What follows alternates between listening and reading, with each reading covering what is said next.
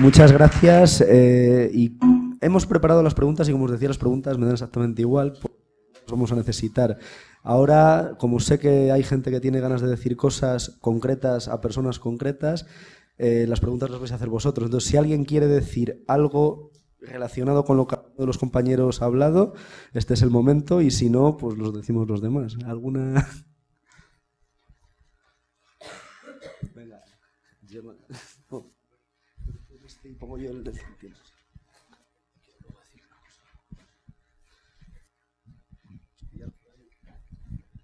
Bueno, aunque al final el debate, o sea, las exposiciones han tirado más hacia el tema político y demás, yo voy a tirar hacia el tema de la accesibilidad y sobre todo el tema de la educación.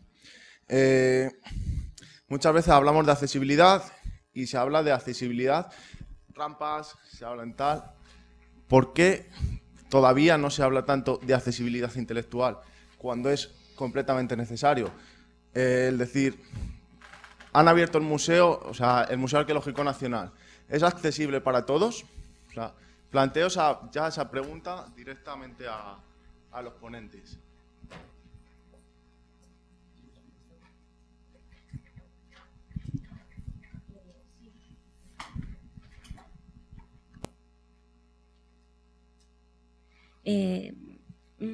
Alberto, está relacionado con lo que comentaba al principio. Yo me incluyo. Tenemos una visión sesgada de lo que entendemos por accesibilidad universal, quedándonos simplemente en la rampa. Cuando os había retado a que pensarais en una imagen, estoy segura que casi todos habríais pensado en una rampa y en una persona usuaria en silla de ruedas. No habríais pensado en una persona que simplemente lleva un producto de apoyo o que va con un dispositivo auditivo. Quiero decir, tenemos una visión muy empobrecida. Tenemos que empezar desde abajo, nosotros mismos, cambiando el chip. No sé si respondo a tu pregunta. A ver.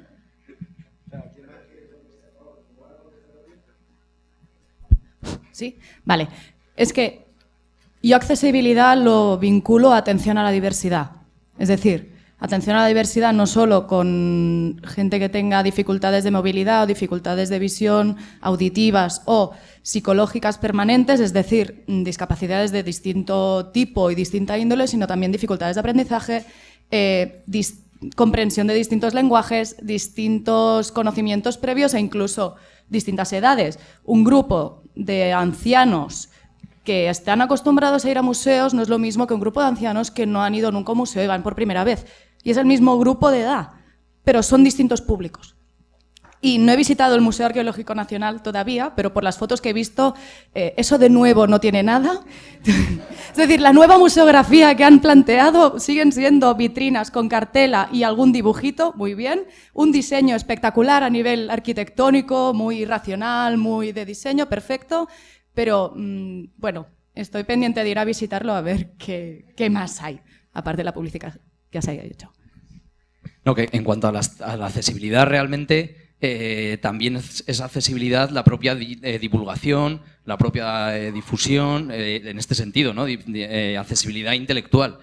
Pero también hay otras accesibilidades, como puede ser pues, una cueva prehistórica que no se puede visitar, pues hacer una reproducción a escala natural y eso también hace accesibilidad. O, por ejemplo, algo que es lo que se está haciendo ahora mucho, también arqueología virtual, que es un poco bueno, no se está haciendo mucho, pero en algunas cosas sí.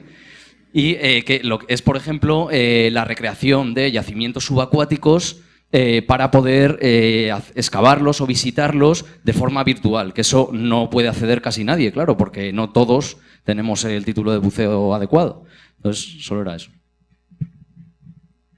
Yo, bueno, quiero decir algo acerca de lo que estáis hablando ahora, ¿no? de discapacidad, etcétera. A mí me da la sensación de, y bueno, no es contra nadie en concreto, ¿no? Pero me suena fatal cuando hablamos de discapacidad, pero desde un punto de vista de acceso al patrimonio pasivo. O sea, en Inglaterra desde hace 15, 20 años se están llevando a gente con síndrome de Down, gente en silla de ruedas, a excavar, a crear conocimiento.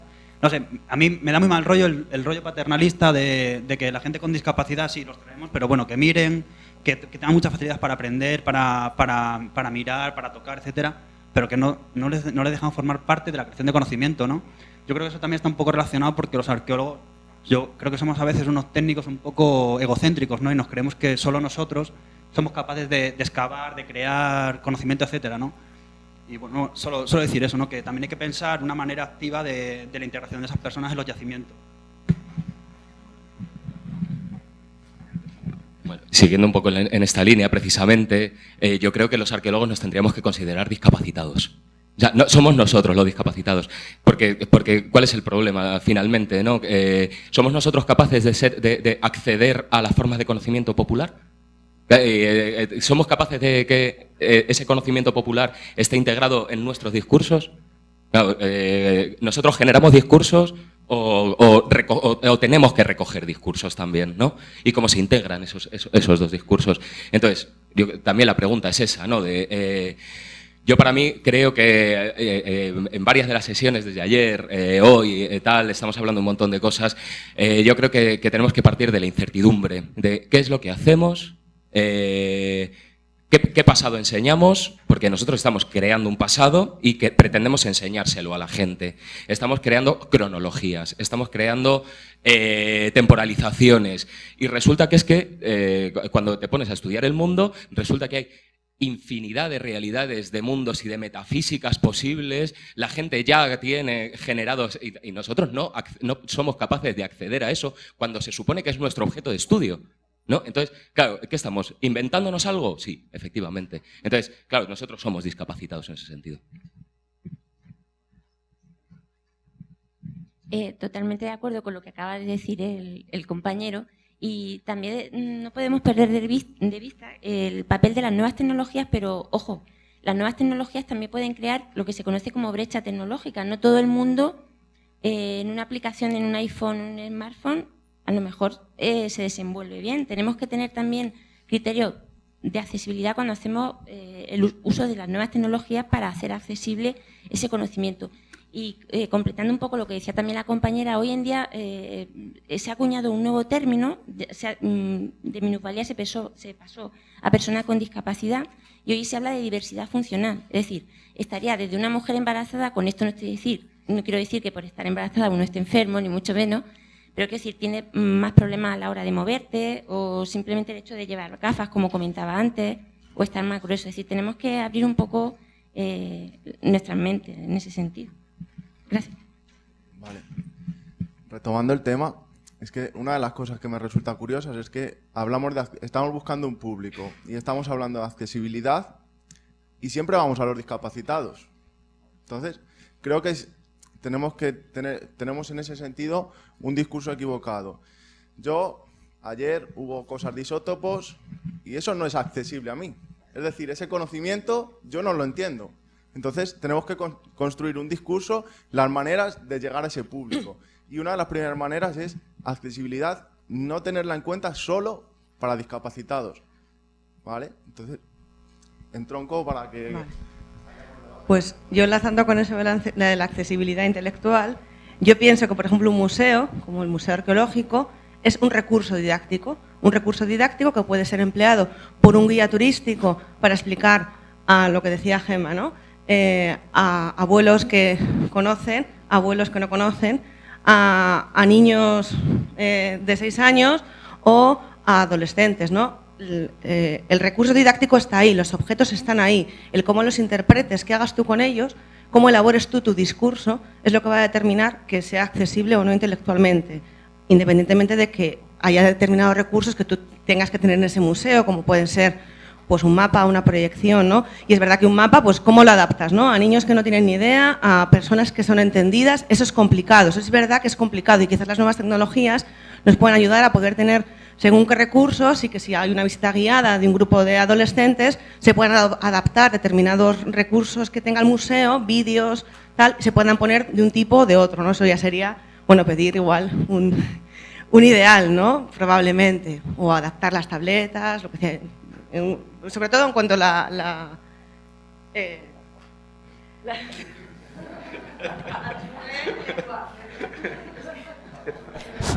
Vale, yo para hablar de accesibilidad activa o más que nada comentar algunos casos que me son más cercanos porque o he participado directamente o... Es decir, que no todo es adaptar un discurso y soltárselo a la gente, sino a veces proponer acciones o actividades que, en los casos que propondré, provienen o proceden de las mismas comunidades o en algunos casos de los profesores. Me levanto porque hay gente que no. Y, por ejemplo, desarrollamos 2 proyectos con adolescentes con dificultades de aprendizaje y riesgo de exclusión social, lo que se denominan aulas abiertas, vinculados con patrimonio arqueológico. Uno, que fue el mismo instituto quien fue a un yacimiento arqueológico, les dijeron: mira, estamos haciendo un proyecto de aprendizaje en entorno, tenemos estos chavales con estas dificultades, ¿queréis participar? Y todavía es un proyecto que llevan ya 4 o 5 años. Siguen activos. Los chavales que hacen acciones en los cuales son protagonistas de conocer el patrimonio, han musealizado y señalizado un camino hacia una antigua atalaya de época moderna, lo han adoptado como el monumento de la escuela, etcétera. Otro caso, un profesor de secundaria que quería hacer una simulación arqueológica en su propio instituto.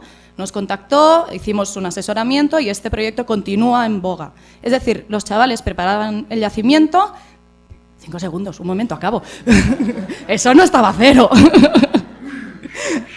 Preparaban el yacimiento y luego enseñaban a excavarlo a sus compañeros del aula ordinaria. Es decir, había una implicación también a nivel de autoestima del propio alumnado. Además, en Cataluña existen talleres ocupacionales, que no digo que sea No, no me cortes. No digo que sea el modelo, y adopción de monumentos. Vale, bien. Solo una cosa, un apunte. Estos expertos tienen son muy expertos, tienen muchas opiniones, pero hay mucha más gente aquí, ¿eh? O sea, hablad, no solo apuntéis en la agenda, por favor. Sí, 2 ideas rápido antes de que me dispare. Me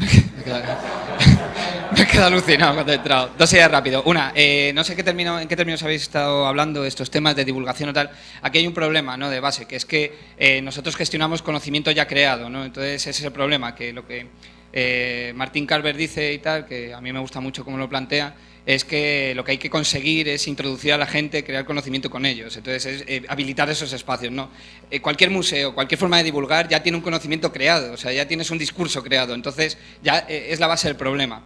Y enlazo esto con lo que decía Falky, con lo que no sé si estoy tan de acuerdo. O sea, evidentemente somos discapacitados y yo el que más, pero desarrollado ese discurso, me da miedo de perder el papel que podemos tener. O sea, entonces la pregunta es: vale, tenemos que, desde luego, bajar de nuestro pedestal, salir de nuestra torre de marfil, dejar de pensarnos que somos los que creamos el conocimiento, que tenemos la verdad en la mano. Estoy totalmente de acuerdo. Pero es que, llevado eso al extremo, si lanzamos el péndulo hacia otro lado, nos deja sin herramientas, nos deja...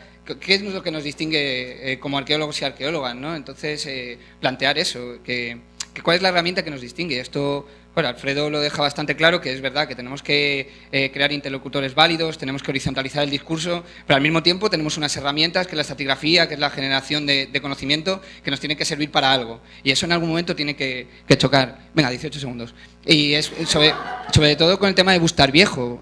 Por ejemplo, es un ejemplo claro, porque estáis creando conocimiento crítico, pero es un conocimiento que tenéis que de alguna manera contrastar y que cree una confrontación con líneas. Eso ya te pone en un papel distinto al arqueólogo que no tiene herramientas para nada. Me quedan 2 segundos. Sí, un poco, volviendo al tema de la accesibilidad en la parte no motriz, sino en la cuestión intelectual. Cuando hablamos muchas veces de accesibilidad de la comunidad al patrimonio, estamos dando por tierra una relación previa de la comunidad con eso que no es patrimonio, sino con eso que nosotros decimos que es patrimonio. Entonces creo que hay que plantearlo, el tema de la accesibilidad, como un tema de la recuperación de la palabra de ese otro que tiene para decir sobre ese patrimonio. Y muchas veces cuando planteamos como arqueólogos, le habilitamos la palabra a este otro, que lo invitamos a excavar con nosotros. En realidad no es el otro, estamos haciendo que él por un momento haga lo que nosotros somos, pero no es el otro el que está participando. Entonces un poco hay que replantearse quién es el otro en esta relación, ¿no? Básicamente.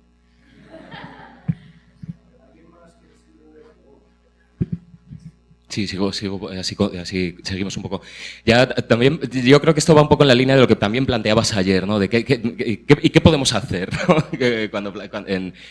Yo lo que planteo, o sea, claro, yo me pongo ahí muy en el extremo de, bueno, claro, porque nos tenemos que horizontalizar nosotros, ¿no? Tenemos que ver que la generación de nuestro discurso no es o sea, que nosotros estamos generando un discurso que no es mejor ni más válido, o sea, realmente la radicalización esta que llevo de somos discapacitados, tal, no sé qué, claro, va un poco por ahí, no, por intentar de una manera radical bajarnos, ¿no? al mismo nivel de creación de discurso que el resto de las personas, ¿no? Porque sí, pero efectivamente nosotros tenemos unas herramientas, tenemos una función, pero creo que es más colaborativa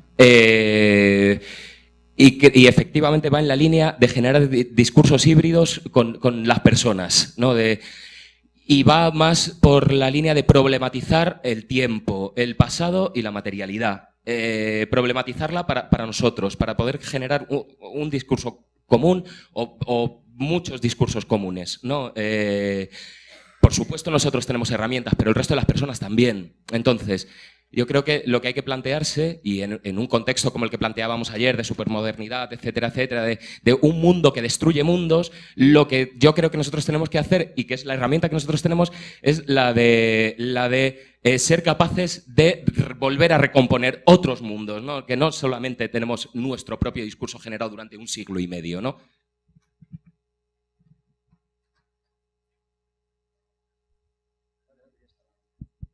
Vale, se oye.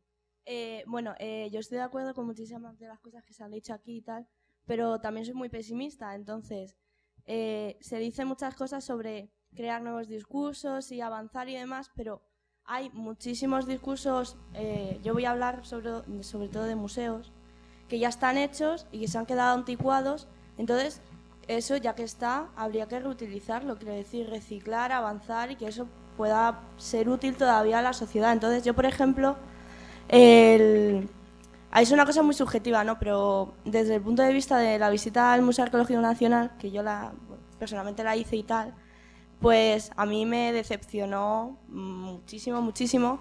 Entonces yo no sé hasta qué punto todas estas ideas que están muy desarrolladas y que tienen muchísimo futuro se pueden aplicar a estos otros discursos que ya están hechos y que deberían, desde mi punto de vista, evolucionar o cambiar. No sé. ¿Qué tienen que decir los demás? Yo, en alusiones a TG, el arqueólogo crea discurso, pero ese discurso a lo mejor no es válido para todos los públicos. Entonces, creo que debemos de caminar hacia el hecho de que el arqueólogo sí investiga, pero hay un equipo detrás. Igual que llevamos geólogos, llevamos topógrafos, etcétera, todo proyecto debe llevar especialistas en didáctica. Entonces, en ese sentido, es fundamental el hecho de que el discurso no lo cree solo el arqueólogo. Y no te digo el arqueólogo y la persona de didáctica, sino el arqueólogo y la sociedad. ¿Sabes? Ver qué demanda la sociedad para ver qué creemos. ¿Qué discurso crear? Sí, espero no morir en el intento, pero siguiendo por esa línea y además en lo que has aportado tú, Pablo, que me parece bastante valorativo, y luego por lo que estáis diciendo también los compañeros, es que el problema de base es que, claro, si estamos desarrollando discursos, como también ha señalado la compañera anterior, y estamos desarrollando patrimonio, a ver quién puede más, etcétera, ese discurso se amolda, por tanto, a un discurso ya que existe, que se da. Y efectivamente el Museo Arqueológico Nacional es un ejemplo perfecto, maravilloso para ver eso, ¿no? O sea, yo pienso en la cantidad de generaciones que hemos tenido que soportar la idea de que nos tengamos que sentir empáticos o incluso hasta simpáticos con un pasado que lo único que ofrece son cuberterías de plata y vajillas de mala calidad, porque además son, yo no sé vosotros, pero horribles estéticamente, ¿sabes? O sea que, en ese sentido, el problema de base, que también Tono creo que lo indicaba en su exposición, es que lo que tenemos que generar son discursos homologados a lo que la sociedad realmente entiende que es en sí misma, porque ese discurso ya lo tiene la sociedad. Nosotros no venimos aquí de profetas ni de mesías, ni mucho menos. Entonces, por supuesto, tu aportación ahí me parece fundamental e interesantísima. ¿Cómo se va a cambiar eso? Pues quemando el Museo Arqueológico Nacional no creo, porque ha costado una pasta. Pero sí que creo que podremos moldear esas salas el día en que moldemos por fin la idea de qué es lo que la sociedad quiere y cómo se representa. Eso sí.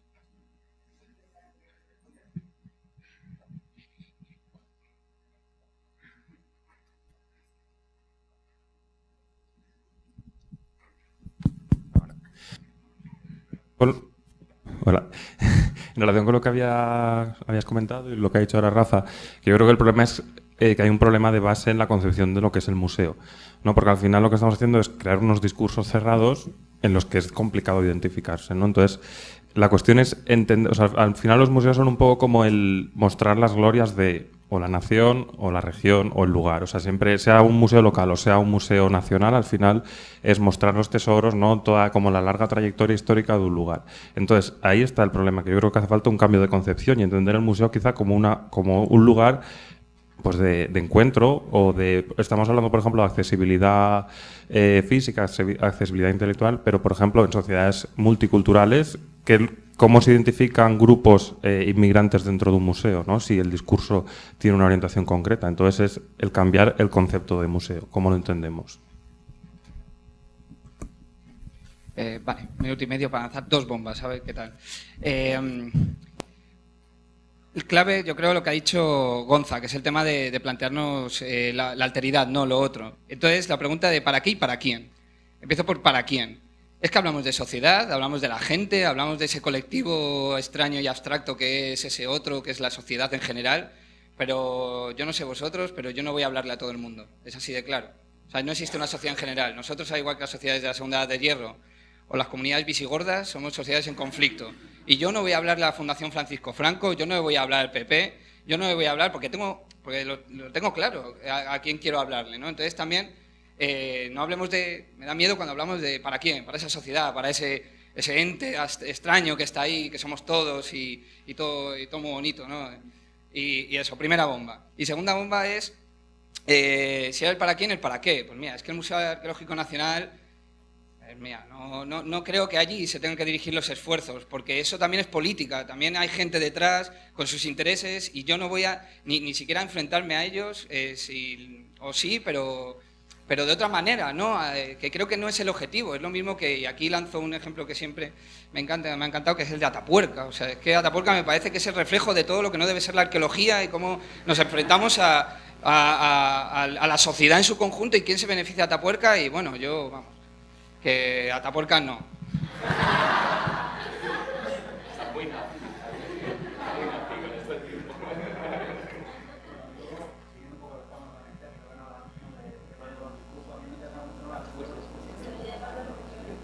Corre, que pierdes segundos. Rápido. No, que me interesa mucho lo que estoy hablando, ¿no? De lo de la creación de discursos, ¿no? Y como ha salido el Museo Nacional, Arqueológico Nacional a colación, bueno, pues también yo quiero dar un poco ahí... Yo estuve currando en el Arqueológico Nacional durante 1 año y pico, hace un montón de años, hace 4 o 5 años, que era cuando empezaron las obras, ¿no?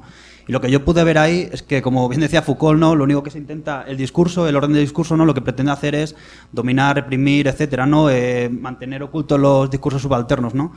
Y aparte de eso, que puede sonar muy teórico y tal, yo lo que pude ver en el Arqueológico Nacional es una política de especulación económica y de conocimiento brutal, ¿no? Donde al final las élites dirigentes, en este caso del museo, que están colocadas a dedo, lo que hacen es crear discursos junto a sus amigos, que, por ejemplo, de la época franquista, etcétera. Entonces, ¿qué esperamos de este museo, no? Si cuando hay una especulación económica, gente que se está enriqueciendo conocimiento...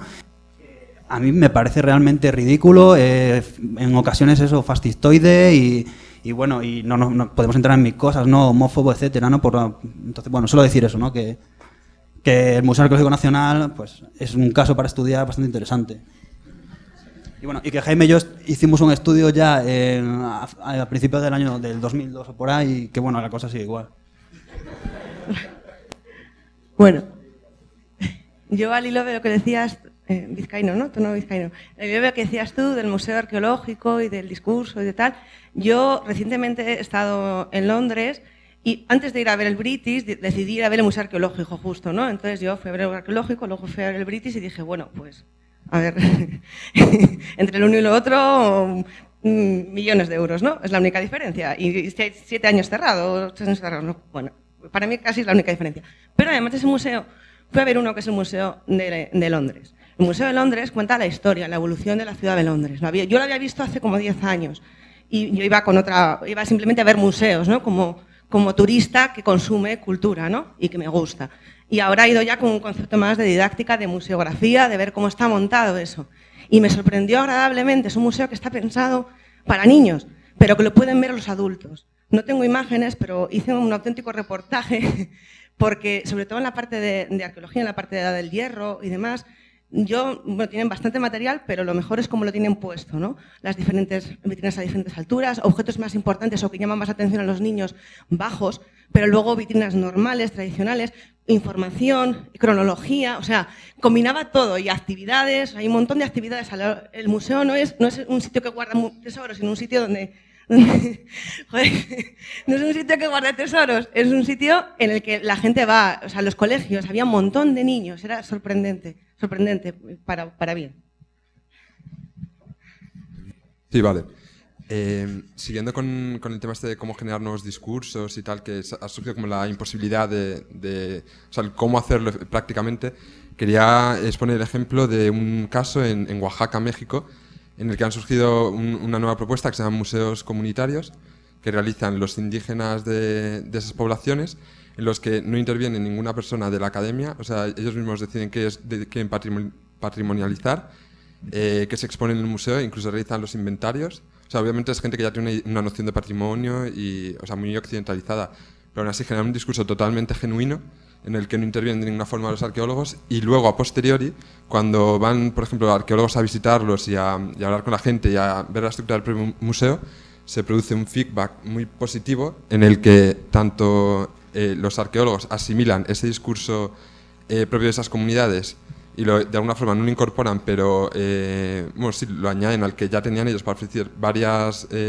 ópticas, y a su vez los propios arqueólogos o sea, ofrecen su visión académica que también los indígenas adoptan y que en parte modifican en esos museos, y se produce un feedback en el sentido de que también los arqueólogos estudian cómo se han resignificado los objetos, o sea, hay mucha reciprocidad. Entonces creo que puede ser una buena alternativa este modelo, que también plantea un debate de hasta qué punto legitimar, o sea, qué importancia dar a los discursos que surgen localmente, que no están contrastados académicamente y tal.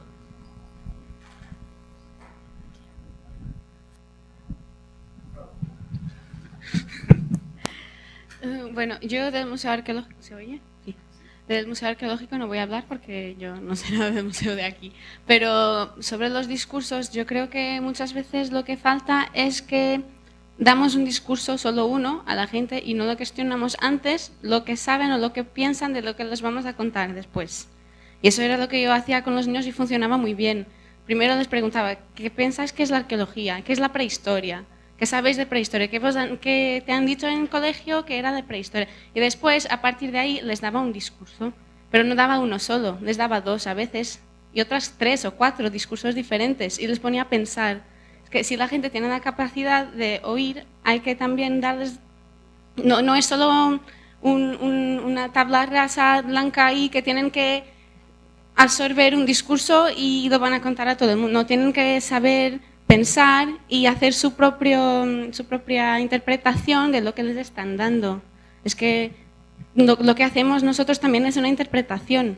Yo puedo tener una sobre un yacimiento y viene otro y que estudia el mismo y me va a decir otra cosa con los mismos datos.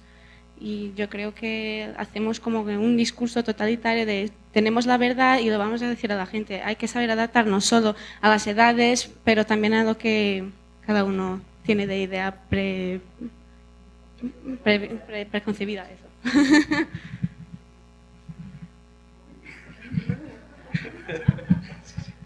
Claro, es que todo esto entronca con la idea que se ha comentado aquí mucho con esto de los museos, de empoderar realmente a la gente, que va a disfrutar de ello, ¿no? A la gente de su aldea, de su pueblo, de su zona. Por eso es muy interesante también, y se podría realizar algo similar con los museos, como ya han comentado ese ejemplo de México, algo similar a lo que ha hecho José y lo que ha hecho la gente allí en los Castros, donde la relación con la gente es plena. Entonces, claro, ¿nos estamos rebajando ahí como arqueólogos? Yo creo que no. O sea, consiste en conversar. Nosotros como arqueólogos podremos aportar muchísimas cosas que la gente no puede aportar, pero ellos también nos van a aportar muchas cosas. Entonces, no hay que estar... o sea, cada uno tenemos unas herramientas también en relación con lo que tú has comentado. No perdemos nuestras herramientas por hablar y por conversar con la gente. Si no, lo que estamos haciendo es, pues, imitar como arqueólogos, pues esos políticos que crean museos así porque sí, sin consultar, sin preguntar, sin ver realmente si la gente quiere esos museos. Y, como han contado antes en Asturias, y entonces como arqueólogos estaríamos haciendo lo mismo, pues subirnos, como ya se ha dicho, a nuestro pedestal y hacer las cosas sin tener realmente en cuenta a nadie. Y ese no es el camino. Entonces, es eso, hay que empoderar a la gente.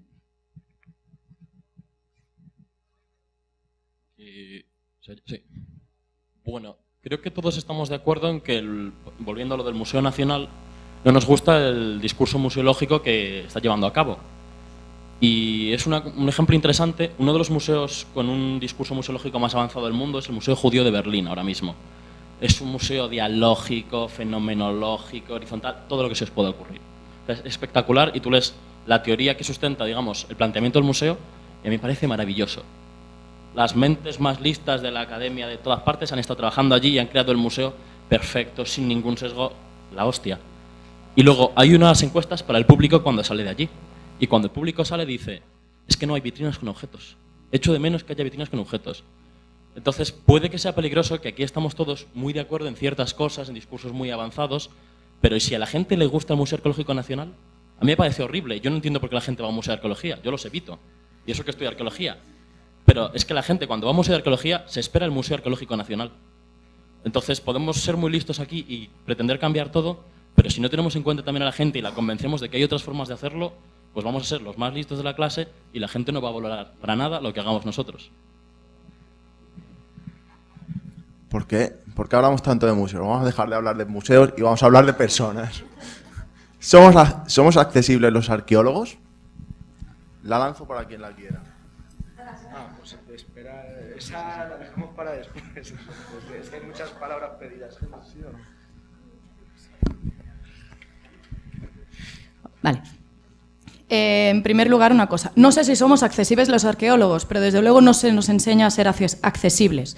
Es decir, para poder cambiar todo esto que estamos diciendo, desde los discursos museológicos a la forma de acercarnos a la población o a la sociedad, a poder conversar con ellos o a no ser, no sé cómo decirlo, arqueólogos de segunda, porque no cogemos un pico y pala, sino que vamos al bar del pueblo a preguntar qué pasa, nos falta formación. Es decir, en los planes de estudios se forman los arqueólogos futuros como técnicos. ¿Qué pasa? ¿No hay más arqueologías? ¿Solo existe el trabajo de campo, el de laboratorio? Pienso que es un vacío que se tendrá que llenar en los próximos años. También pienso que no vamos mal. Yo llevo ya 4 GIAs en las cuales en las 4 se ha hablado de temas de socialización, de vinculación con la sociedad, política, con lo cual, bueno, es un tema que está candente, ¿no? Y no somos pocos en esta sala. Voy a volver a hablar de museos. A mí es que, joder, es que has puesto el ejemplo clave, o sea, el Museo Judío de Berlín, que es una exaltación de la cultura judía, pero total y absolutamente ideologizada, politizada y además con una construcción de la identidad que a mí me parece súper dirigista, ¿no? O sea, es que sales de ahí amando a los judíos y es que no sabes...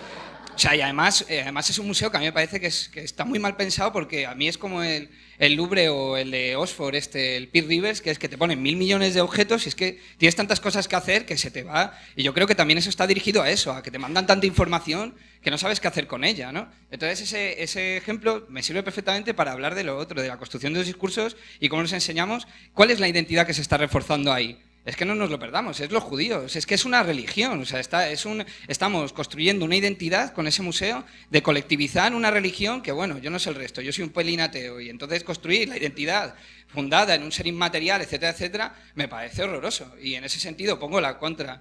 Y vuelvo a sacar el tema de Gonza, que nadie recoge la pelota de quién es el otro, quién es la alteridad, y lo hablaba con Andrés, que a lo mejor puede aportar un poco más en las críticas a esto, pero el museo, o sea, la musealización del barrio, la ciudadela, bueno, sí, en Gijón, que la identidad que están reconstruyendo es la identidad obrera de los obreros de Gijón en ese momento, ¿no? De cómo vivían y tal. Entonces a mí me parece que también tenemos que posicionarnos de qué identidades estamos reforzando, la de una religión o la de la clase trabajadora, ¿no? En este caso.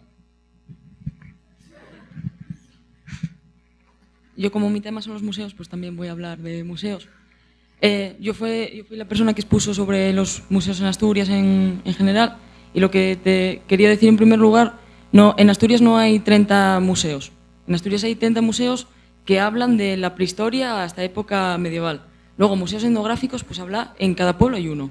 Y eso es un problema, porque no es que la gente quiera esos museos, es que los políticos les han prometido que si tienen un museo, la gente va a ir y va a crear turismo y que entonces van a generar empleos. Y eso es mentira. Si cada pueblo en Asturias tiene un museo, al final no va nadie. Es absurdo. Y luego lo otro que quería decir, que claro, es que como pasó el tiempo se me olvidó, sobre un poco sobre el Museo Nacional. No sé, se hicieron muchas cosas, se pensaron muchas cosas y al final ha sido lo mismo y es una pena. Pero yo creo que los discursos se pueden volver a realizar, ¿no? Y si nosotros trabajamos y luchamos y decimos, oye, lo que habéis hecho en el Museo Arqueológico es una mierda, es una mierda, es una mierda, y proponemos nuevas propuestas, yo creo que podemos conseguir otras cosas. El artículo que le decía a José María antes era sobre la cartelería antigua. Hubo una primera modificación de la cartelería a raíz de ese artículo, así que a lo mejor sí que es cierto que cambian algunas cosas quejándose. Yo me voy de los museos. Quiero retomar lo de... Quiero hacer una pregunta. ¿Por qué somos arqueólogos? ¿Vale? Casi todos los que estamos aquí somos arqueólogos. ¿Por qué? Nuestro discurso, cuando elegimos ser arqueólogos, ya estaba. Sabíamos a quién iba dirigido nuestro discurso. ¿Por qué digo esto? Porque yo estoy en el campo porque me gustan las piedras, pero también porque me gusta con la gente que trabaja, porque me gustan los pueblos a los que voy y me gusta ese tú a tú que tengo con la gente a mi alrededor. Mi discurso va dirigido a esa gente y su discurso va dirigido a mí. Hay una relación entre ellos y nosotros. Entonces, estamos hablando de a quién dirigimos. Cuando elegimos la carrera ya lo habíamos elegido. O sea, pasar calor y pasar frío lo elegimos porque somos bichos raros, ¿vale? Entonces, cuando tú eliges esta carrera, ya has elegido a quién va a dirigir el discurso. Y además, con mirarnos, creo que se nos ve, ¿no? Bueno, a mí no, porque soy ya mayor y llevo otro tipo de traje diferente al vuestro, pero también tuve 20 años y iba como vosotros, ¿vale? Entonces sí que... antes de que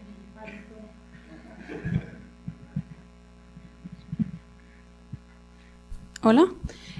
Bueno, yo solo quiero plantear una cuestión con respecto a lo de no solo museos, pero el público en general. Y bueno, no trabajo para nada sobre este tema, pero sí que tengo la sensación de que como arqueólogos nos especializamos tanto y estamos como tan orgullosos de casi convertir en esta ciencia un poco social en una ciencia tan exacta, que en el momento en que alguien va a preguntarnos realmente, sí, por ejemplo, los amigos o los familiares, arqueólogo, ¿pero qué haces en realidad? Entonces vas a explicar y dices, bueno, es que en realidad es muy complicado, no lo vas a entender. Bueno, yo tengo esa sensación. Y entonces, en realidad yo creo que pensamos que por simplificar las cosas para que la gente lo entienda, perdemos esa especialización que hemos tenido. En realidad sí que estamos creando conocimiento, pero al final también para difundirlo tenemos que dejar un poco los tecnicismos igual, o hay que plantearse cómo lo estamos contando para que la gente lo entienda. No sé. Hola. Bueno, creo que tú me vas a odiar particularmente porque trabajo en el Museo de la Evolución Humana, excavo en Atapuerca, hago la tesis, entonces me vas a odiar. Pero bueno, simplemente quería hablar de dos cosas. Por un lado, hablábamos, no me acuerdo quién, igual tú, sobre si los arqueólogos somos accesibles. Bueno, nosotros a mí, yo trabajo ahí, como digo, me han contratado y una de las condiciones que ponen es que todos los que trabajamos ahí como monitores seamos o bien arqueólogos o bien paleontólogos, para que la gente, las preguntas que pueda tener sobre bien Atapuerca, bien evolución, bien arqueología, puedan ser contestadas por personas que saben de lo que están hablando, no guías turísticos que han leído o personas que han leído pero no saben ni el trabajo de campo que hacemos, porque, bueno, aparte de experiencias, pero los que llevamos al final 10 años trabajando en diferentes yacimientos, bueno, pues estar ahí al fin y al cabo es duro, pues tratar también de transmitir lo que cuesta crear, estamos hablando de discursos, voy a ser un poco así, discurso. Y luego, por otro lado, también creo que hablabas tú sobre la cantidad de museos que hay en Asturias y que se les engaña a la gente. Yo también soy muy crítica con el museo, yo creo que se ha engañado con Atapuerca y con el museo a la provincia de Burgos en general.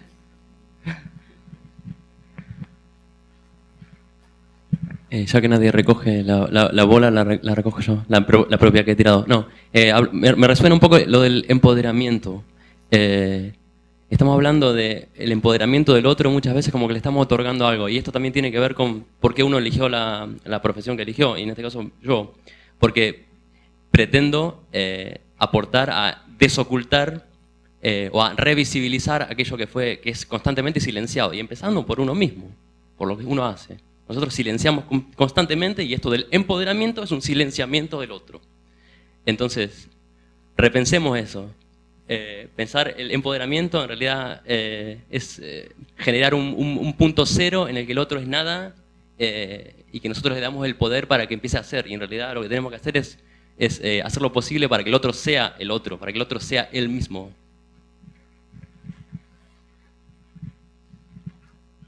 Respecto, ya que habéis enlazado con el tema de museos, estamos hablando del Museo Arqueológico Nacional, estamos hablando de otros 8.000 museos, pero se han gastado 4 millones de euros o se han gastado 10.000 euros para hacer tal.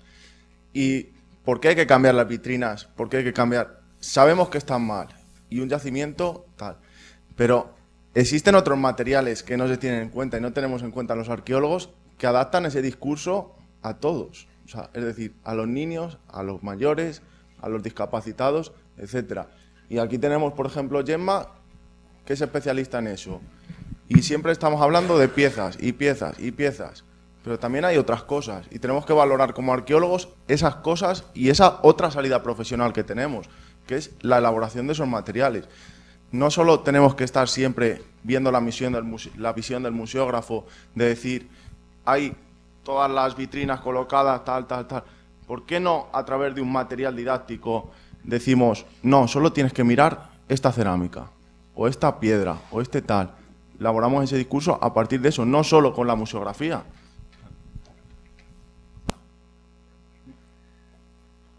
Bueno, yo voy a seguir con lo que acabas de lanzar tú otra vez. Pero simplemente para decir que efectivamente a mí también me chirría mucho la palabra empoderamiento, porque creo que no va dirigida a nada en realidad. Aparte de que es un anglicismo bastante feo, creo que en realidad la traducción correcta debería ser capacitación, porque de lo que se trata es de capacitar, es decir, de hacer a la gente hábil en eso, de conseguir alzar su voz y su discurso y por tanto dejar de ser el subalterno invisibilizado. Y ahí donde empoderar se quedan sin dimensionalizar eso. Y necesitamos, por supuesto, darles voz, pero capacitarlos para ello. Y ahí es donde entramos directamente en cuestiones que bueno, han sobrevolado por aquí toda la tarde, ¿no? Pero ya ahí, si queréis, seguir. Bueno, yo paso un poco de la bola esta y vuelvo a la otra, ¿vale? Creo que aquí se han planteado algunas cosas que en realidad se están debatiendo todavía en círculos teóricos, académicos, incluso prácticos. ¿Quién debe transmitir el conocimiento? ¿Quién debe ser el intérprete de patrimonio o el mediador? ¿Una persona experta en conocimiento, en el contenido, o una persona experta en la didáctica o en la pedagogía? Los pedagogos te lo tendrán claro, ¿eh? No, un pedagogo lo puede hacer todo. Los que van en didáctica específicas te dirán el contrario. No, necesitas un contenido dotado de pedagogía y de psicología para poder transmitirlo. La pedagogía por sí sola no lo puede aportar. Entonces es un debate bastante candente. Y respecto a lo que decía Alberto, hay múltiples formas de acercar el patrimonio. Depende de la intencionalidad que tengamos, del discurso que tengamos detrás, de la persona a quien queramos dirigirnos y de el aspecto de público al quien queramos llegar. Desde actividades didácticas hasta pensar la propia exposición para acercarse al máximo de públicos posible. Es difícil, por no decir imposible, acercarte a todo el mundo. Y también, por otra parte, ¿desde dónde partes? Partes desde una demanda de la sociedad. En nuestro caso estábamos en un proyecto de guerra civil que empezó por una demanda de una asociación local. O partes de un encargo de la administración que no sabes de dónde viene. O partes de tu iniciativa y lo pones ahí como una seta.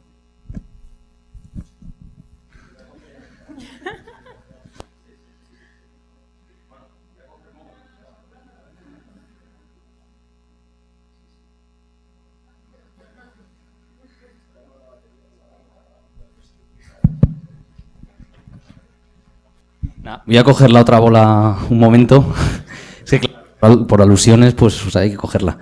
No, es más que nada, igual me he expresado mal con eso. No digo empoderar de yo dar el poder a nadie, porque yo no tengo el poder de dar el poder. Y me refería a algo más como que despertemos también un poco nosotros mismos y nos demos cuenta de que podemos hacer cosas. Y digo, no como arqueólogos, sino como personas, ¿sabes? Entonces, sería más bien autoempoderamiento, ¿no? Porque es que parece, también estamos a veces muy dormidos y parece que no podemos modificar cómo se hace un museo, no podemos modificar que vayan a construir tal cosa. O sea, y hay que darse cuenta que sí, que realmente somos nosotros los que tenemos voz y voto ahí. Entonces, me refería a eso, era solo para aclararlo. Bueno, pues siguiendo un poco en toda esta línea que estamos hablando, además esto que acabas de decir entronca perfectamente con lo que yo terminé diciendo en mi exposición de ayer, precisamente. No, claro, la cuestión es hacer. La cuestión ya no consiste tanto en hablar, ya no consiste tanto en debatir, en escucharse, que sí, que claro, por supuesto, pero la cuestión consiste en hacer, que es lo que nos enseñan las cosas y es lo que nos permiten las cosas, hacer, crear otros mundos, crear otros discursos. Debatir en incertidumbre sobre incertidumbres, que al final es sobre...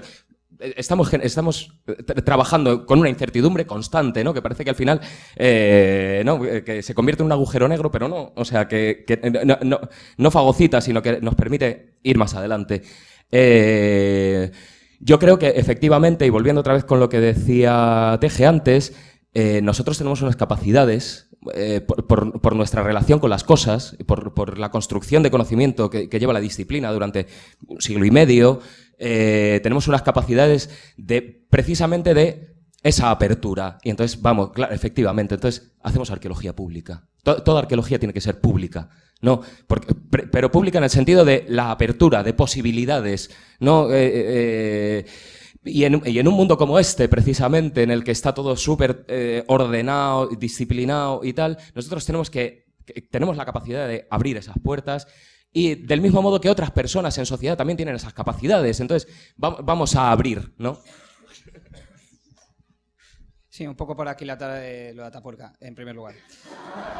O sea, simplemente por darle un poco más de contenido, que uno se hace este momento de exaltación de la amistad, se pone ahí y tal. Al grano, vale. No es tanto con los trabajadores, evidentemente, y con los que trabajan. Simplemente con dos cuestiones que habría que hablar largo y tendido, que es la cuestión de la financiación y la cuestión de la gestión del conocimiento y del modelo de patrimonio que representa a Atapuerca. Pero te digo Atapuerca como Sataluyuk, que va a estar financiado por Shell, que, bueno, pues y por Visa, que son dos empresas amigos de los pueblos, ¿no? Y entonces, dicho eso, pues yo sí que quiero empoderar, Gonza. Es que, vamos a ver, aquí veo y lanzo otros dos problemas. Uno, que hay que vivir y hay que comer de la arqueología, que también eso es un problema que hay que asumir, que también esto nos mete en unas dinámicas capitalistas, neoliberales, en las cuales tenemos que introducirnos para poder vivir. Eso en primer lugar.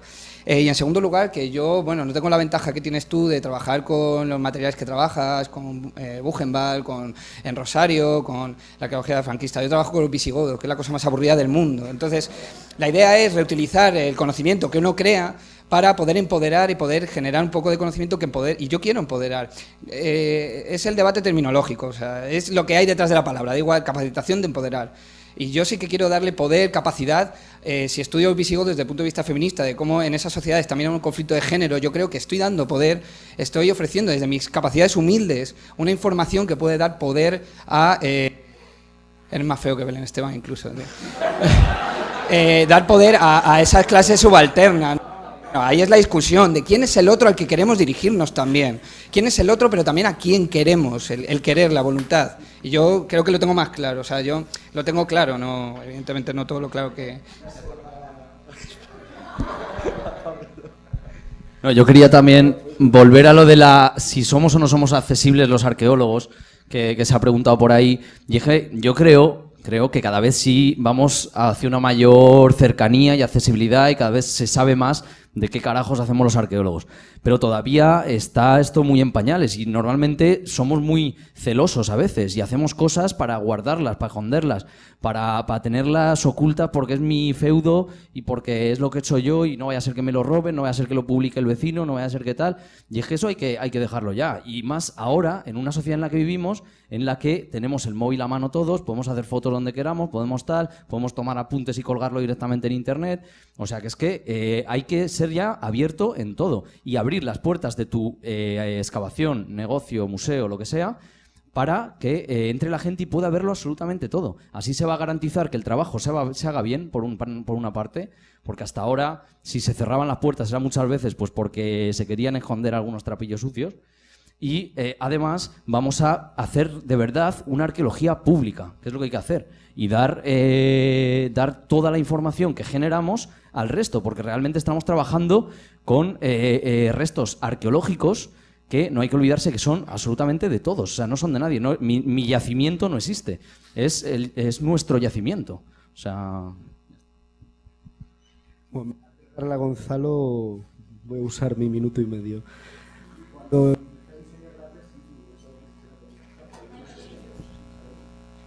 No, sí, funciona así. Cuando empecé a diseñar la tesis, pues me presenté en una reunión con ella y le dije lo que quería hacer.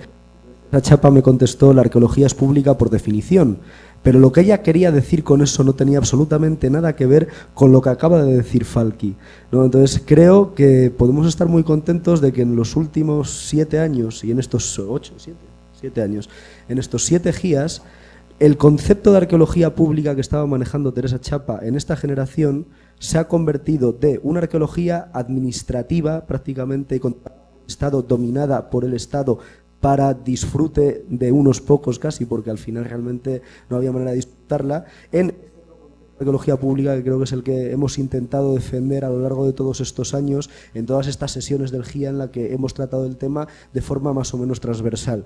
Entonces, bueno, yo con eso que decía, estoy muy contento y ya le dejo a Gonzalo, que seguro que quiere seguir con el empoderamiento. No, para aclarar lo que decía Teje.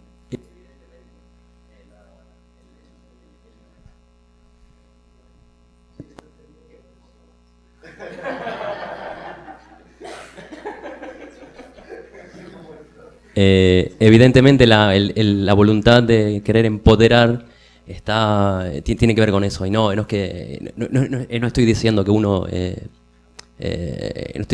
en este sentido quiera lo esté negando al otro, pero fue una pregunta en un punto retórica para plantear que lo que en realidad cuando uno quiere empoderar al otro, en realidad lo que uno quiere hacer es tratar de dejar de silenciarlo. Eso sería empoderarlo en ese sentido, pero ver el concepto de empoderamiento en un sentido un poco más rugoso, si se quiere. Entonces pensar eso, el empoderamiento como la posibilidad de dejar de silenciar el otro para que el otro, o para que esa persona o quien sea esa persona, sea él mismo o ella misma, en ese sentido, ¿sí? ¿Quieres el segundo contestar? Sí, ya está. Joder. Yo... sí, porque es que me has...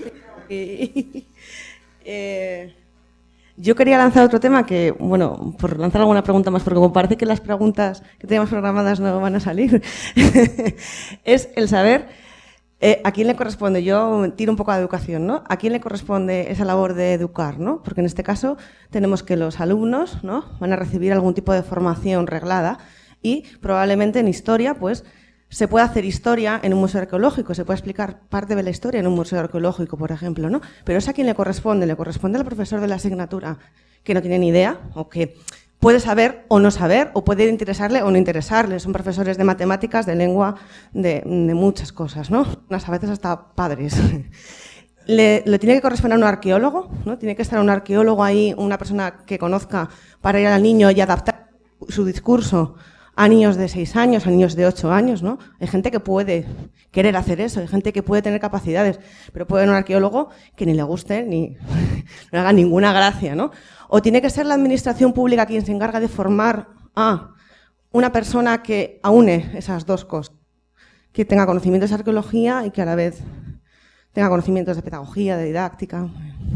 porque esa figura que yo sepa no existe, bueno, el guía turístico, pero es más de turismo, ¿no? Entonces, esa persona así a medio camino entre uno y el otro, salvo que a ti te guste la historia y te dediques a la didáctica y te guste en eso, o al revés, o seas arqueólogo y te guste divulgar, ¿no? Vale. Es lo que decía antes, que falta formación. Pero existe la figura del educador patrimonial, que bueno, está así como a medias y tal, y algún máster específico, algún curso, alguna cosilla. Pero está, bueno, a las basarolas, que decimos en catalán. Yo quería ir hacia otra parte, es decir, hay mucho trabajo por hacer en este campo. En el de difundir, en el de socializar, en el de divulgar, en el de educar, en el subcampo que queramos dentro de todo este meollo que es acercarnos a la sociedad. Y pienso que no estoy del todo de acuerdo en que vivir de la arqueología pueda ser cercano a un sistema capitalista. Es decir, hay formas más horizontales de emprender, como podría ser una cooperativa, como podría ser formas asociativas, como podrían ser tantas otras formas. Y entonces pienso que deberíamos ser suficientemente valientes como para, bueno, en nuestro caso, con unas compañeras nos lo estábamos planteando, acabar la tesis y montar una empresa en forma de cooperativa que se dedique a estos temas. Falta financiación, evidentemente, y no siempre todo el mundo estará dispuesto a pagarte para estos servicios, pero ¿por qué no empezar ya cuando pedimos un proyecto de investigación en arqueología, además de pensar en los análisis, pensar también en la comunicación y la difusión? Ya está. Yendo rápido, y el tema de la cooperativa y demás, en la mesa de asociaciones se trató, porque ya hay cooperativas que se dedican directamente a eso, como Seitura en Galicia.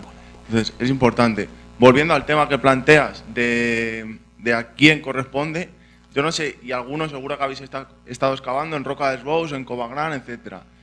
Y el tema de los campos de aprendizaje que hay en Cataluña. Hay unos determinados campos de aprendizaje, en este caso es el de arqueología y prehistoria, en el que el equipo investigador se pone en contacto con especialistas en pedagogía y a la vez con los maestros o los profesores. Entonces, yo creo que tenemos que tirar hacia eso. Está claro que en los planes de estudio es casi imposible que aparezca, y aunque debamos de luchar por ello, que aparezca la arqueología. O sea, tenemos que ser un poco realistas, y porque no hay espacio, no hay tiempo material para explicar casi las matemáticas como para explicar arqueología. Entonces, hagamos iniciativas como la de los campos de aprendizaje, en la que durante 10 días o 3 o 2 se van a ver el trabajo del arqueólogo in situ y están mezclados pedagogos, arqueólogos y profesores. Bueno, yo quería volver precisamente a lo que estabais hablando vosotras dos. Yo creo que por una parte, yo creo que no es necesaria una figura. Quiero decir, creo que lo que es más interesante, de modo cooperativo, colaborativo, se le dé la figura que sea y tal, generar espacios de encuentro entre profesionales, quiero decir, ¿no?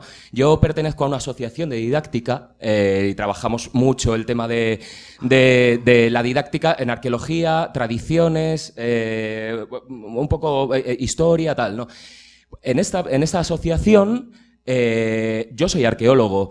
Originalmente la montamos otro compañero arqueólogo que además se dedicaba a la divulgación y ahora es profesor de instituto, porque lo que le interesa es eso. Pero es que posteriormente incluimos a otra persona que a lo que se dedicaba precisamente era a temas manuales, carpinterías, tal. Entonces llevábamos el ámbito de la experimentación por otro lado, no por la especialidad de la arqueología, sino que desde los oficios entraba en nuestra asociación. Pero es que al final ahora hay otra persona más, que es otra chica que es historiadora del arte, a la vez que tiene la titulación de coordinadora de ocio y tiempo libre, y además es especialista en medio ambiente. Entonces, claro, ahí, efectivamente, y luego, ¿qué hacemos? Intentamos aplicar disciplinas, teatro, es fundamental, aprender manualidades, aprender oficios, ¿no? Música tradicional, percusiones. Yo creo que eso es la vía. Yo creo que eso es una vía importante.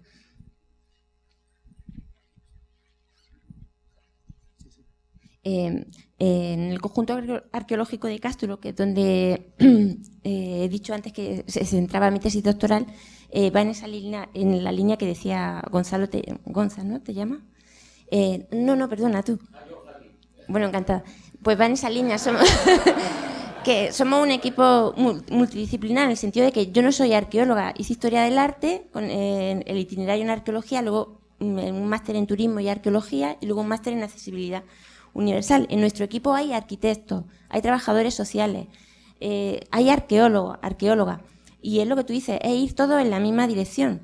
De manera que allí se están haciendo, está feo que presuma de cástulo, pero es cierto, se están haciendo intervenciones en materia de accesibilidad teniendo en cuenta el punto de vista de todo el mundo tiene algo que aportar y no sé, me parece muy interesante lo que allí estamos haciendo.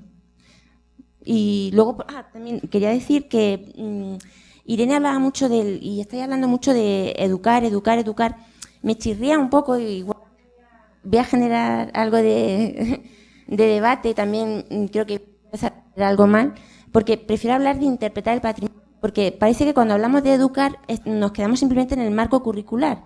Interpretar está como fuera del marco curricular, parece que estamos hablando también no olvidemos que estamos en el tiempo de ocio.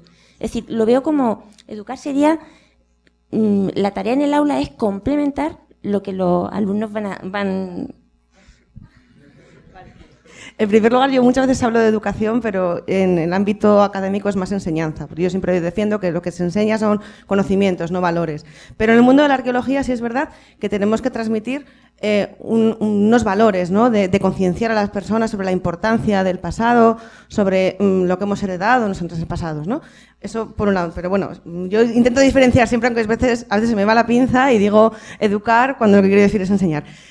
En cuanto a lo que hablábamos antes, es decir, tiene que haber una figura o tiene que haber una figura. Yo ahora estaba pensando en cómo se puede hacer, por ejemplo, una clase de historia para alumnos, ¿no? De tercer ciclo de educación primaria, por ejemplo, o de secundaria, ¿no? Fuera del aula. Es decir, educación física conlleva que siempre es fuera del aula, ¿no? Bueno, música muchas veces es en un aula específica. ¿Y por qué la historia tiene que ser en el aula donde se da lengua, matemática, no sé qué? ¿Por qué no se pueden hacer unas clases en el Museo Arqueológico en el que estamos hablando de los íberos? Pues vamos, y además de ver la dama de Elche en la foto en el libro, que aparece en todos los libros de historia, vamos, y la vemos allí, ¿no? Y vemos no solo eso, sino las formas de vida, ¿no? Y utilizamos los objetos que tiene el Museo Arqueológico para intentar contextualizar, ¿no? Ese objeto que es arte, que es patrimonio, que es arqueología, ¿no? Intentar contextualizarlo con una sociedad, ¿no? Para mí eso sería una opción. No se puede hacer con todo el mundo y es un proyecto que quiero que hagan mis alumnos de primaria, que se vayan al Museo Arqueológico y me planteen actividades para enseñar a los alumnos cómo son los íberos, cómo eran los celtas, cómo no sé qué. Bueno, como Clara ya me ha cantado las 40 y son las 2 menos un minuto, solo quiero decir que hemos tenido 50 intervenciones en este debate, que todos habéis respondido muy bien al minuto y medio. Entonces, felicidades, y ahora mi compañera Alejandra pues va a hacer unas pequeñas conclusiones y los debates los vamos a seguir seguramente en la comida y el año que viene en el GIA donde salga. Hola, bueno, a mí me toca hacer el resumen de esto, o sea, tengo la parte más complicada de todas. Y Jaime me ha eximido de la obligación de cumplir minuto y medio, pero daré al cronómetro por si acaso. Entonces, a ver, tengo que resumir todo esto, es complicadillo. Pero para empezar, voy a empezar con los grandes museos, que hemos hablado mucho de ellos, sobre todo al principio, el MAN, el ME, las siglas son fantásticas. Nosotros los arqueólogos creo que les pondríamos un poco una bomba, ¿no? Teje estaba por ahí. Pero a la gente le gusta, hay colas espectaculares haciendo cola delante del MAN desde hace un mes. Entonces, tendríamos que plantearnos también eso, ¿no? Nosotros no nos gusta, los desmontaríamos y volveríamos a montar 45 veces antes de que nos gustaran, pero la gente hace cola, entonces también tendríamos que ver a ver por qué hacen cola y qué busca esa gente al ir al MAN. Más cosas. Siguiendo un poco con Gonza y Falquina por ahí, ¿quién tiene el poder? ¿El arqueólogo? ¿Por qué? ¿Por qué? Hay otros discursos que siempre han estado ahí, hay que hacer una arqueología en vertical o no vertical o desde abajo o no sé, esto señora no sabe más que yo. En definitiva lo que estamos diciendo es que nadie quiere ser un arqueólogo de barrerita, que pone una barrera delante del yacimiento para que la gente no se lo desmonte. Pero ¿qué queremos hacer? ¿Qué queremos hacer?